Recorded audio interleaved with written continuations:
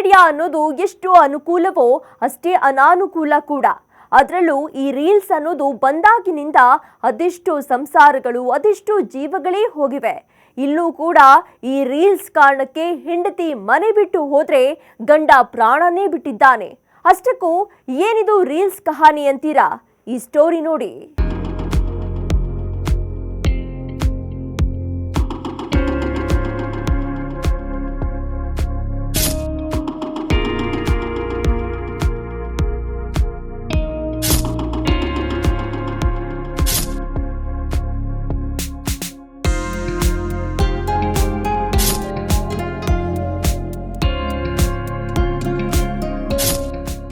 Reels ಈ generation ಜನರಿಗೆ ಈ ರೀಲ್ಸ್ ಅನ್ನೋದು ಅಡಿಕ್ಟ್ ಆಗ್ಬಿಟ್ಟಿದೆ.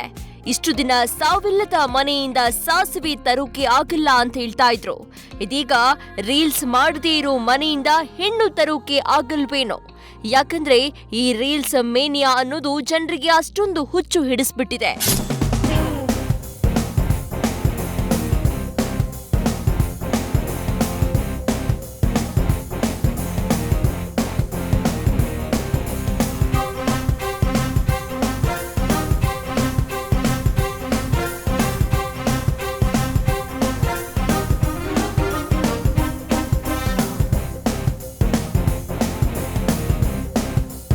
ತಿನ್ನೋವಾಗ್ಲೂ ರೀಲ್ಸ್, ಮಲಗೋವಾಗ್ಲೂ ರೀಲ್ಸ್, ಮಲಗಿದ್ದ ಮೇಲೂ ರೀಲ್ಸ್.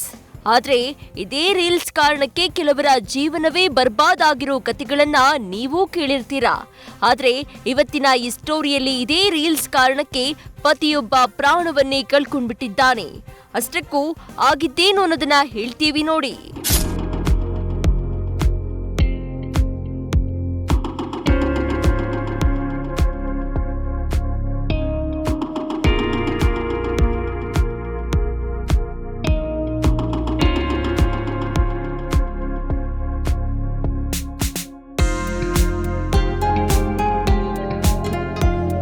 ಇಲ್ಲಿ ಇಷ್ಟು ವಯ್ಯಾರವಾಗಿ ಬಳುಕುವ ಬಳ್ಳಿಯಂತೆ ರೀಲ್ಸ್ನಲ್ಲಿ ಸೊಂಟ ಬಳಗಿಸ್ತಾ ಇರುವ, ಸ್ಮೈಲ್ ಕೊಡ್ತಾ ಹಾಡಿಗೆ ತಕ್ಕ ಎಕ್ಸ್ಪ್ರೆಷನ್ ಕೊಡ್ತಾ ಇರುವ ಈಕೆ ಹೆಸರು ಮಾಯಾ ಅಂತ. ಈ ಮಾಯಾಳ ಗಂಡನ ಹೆಸರು ಸಿದ್ಧಾರ್ಥ್ ಅಂತ. ಅಸಲಿಗೆ ಈ ಮಾಯಾಗೆ ಸೋಷಿಯಲ್ ಮೀಡಿಯಾ ಹುಚ್ಚು. ಅದರಲ್ಲೂ ರೀಲ್ಸ್ ಮಾಡುದು ಅಂದ್ರೆ ಸಿಕ್ಕಾಪಟ್ಟೆ ಇಷ್ಟ. ಆದ್ರೆ ಪತ್ನಿ ರೀಲ್ಸ್ ಮಾಡುದು, ಪಬ್ಲಿಕ್ ಪ್ಲಾಟ್ಫಾರ್ಮ್ನಲ್ಲಿ ಡ್ಯಾನ್ಸ್ ಮಾಡುದು ಪತಿ ಸಿದ್ಧಾರ್ಥ್ಗೆ ಇಷ್ಟ ಇರಲಿಲ್ಲ. ಈ ವಿಚಾರವಾಗಿ ಸಿದ್ಧಾರ್ಥ್ ಮತ್ತು ಮಾಯಾ ಮಧ್ಯೆ ಅನೇಕ ಸಲ ಜಗಳ ಕೂಡ ಆಗಿದೆ. ಆದ್ರೆ ಒಂದು ದಿನ ಗಂಡನ ಜೊತೆ ಜಗಳ ಮಾಡಿದ್ದ ಮಾಯಾ ಮನೆ ಬಿಟ್ಟು ಹೋಗಿಯೇ ಬಿಟ್ಟಿದ್ದಾಳೆ. ಆದ್ರೆ ಮುಂದೆ ನಡೆದಿದ್ದು ಘನಘೋರ ದುರಂತ.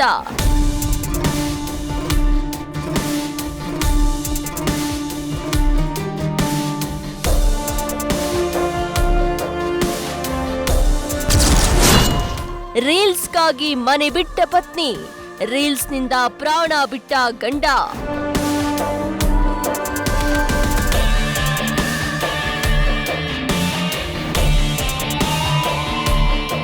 ಅಷ್ಟಕ್ಕೂ ಮಾಯಾ ಮಾಡ್ತಾ ಇದ್ದ ರೀಲ್ಸ್ಗಳಿಗೆ ಜನ ಕೆಟ್ಟ ಕೆಟ್ಟ ಕಮೆಂಟ್ಸ್ಗಳನ್ನ ಹಾಕ್ತಾ ಇದ್ರಂತೆ. ಇದು ಸಿದ್ಧಾರ್ಥ್ ಕೋಪಕ್ಕೆ ಕಾರಣವಾಗಿತ್ತು. ಇದೇ ವಿಚಾರಕ್ಕೆ ಗಂಡ ಹೆಂಡತಿ ಮಧ್ಯೆ ಜಗಳ ನಡೆದಿದೆ. ಆ ಜಗಳ ವಿಕೋಪಕ್ಕೆ ಹೋಗಿ ಕೊನೆಗೆ ಮಾಯಾ ಗಂಡನ ಮನೆ ಬಿಟ್ಟು ತವರು ಮನೆ ಸೇರಿದ್ದಾಳೆ. ಅಷ್ಟೇ ನೋಡಿ, ಅತ್ತ ಹೆಂಡತಿ ಮನೆ ಬಿಟ್ಟು ಹೋಗ್ತಾ ಇದ್ದಂತೆ ಇತ್ತ ಗಂಡ ಪ್ರಾಣವನ್ನೇ ಬಿಟ್ಟಿದ್ದಾನೆ. ಹೆಂಡತಿಯ ರೀಲ್ಸ್ ಶೋಕಿಗೆ ಪತಿರಾಯನ ಜೀವವೇ ಬಲಿಯಾಗಿ ಹೋಗಿದೆ. ಹೌದು, ಹೆಂಡತಿ ಮನೆ ಬಿಟ್ಟು ಹೋಗ್ತಾ ಇದ್ದಂತೆ ಸಿದ್ಧಾರ್ಥ್ ಕೂಡ ಇನ್ಸ್ಟಾದಲ್ಲಿ ಲೈವ್ ಬಂದಿದ್ದಾನೆ. ಲೈವ್ ಬಂದು ಕೆಟ್ಟ ಕೆಟ್ಟದಾಗಿ ಕಮೆಂಟ್ ಮಾಡೋರ ವಿರುದ್ಧ ಆಕ್ರೋಶ ಹೊರಹಾಕಿದ್ದಾನೆ. ನನ್ನ ಸಾವಿಗೆ ನನ್ನ ಹೆಂಡತಿಯೇ ಕಾರಣ ಅಂತ ಹೇಳಿದ್ದಾನೆ.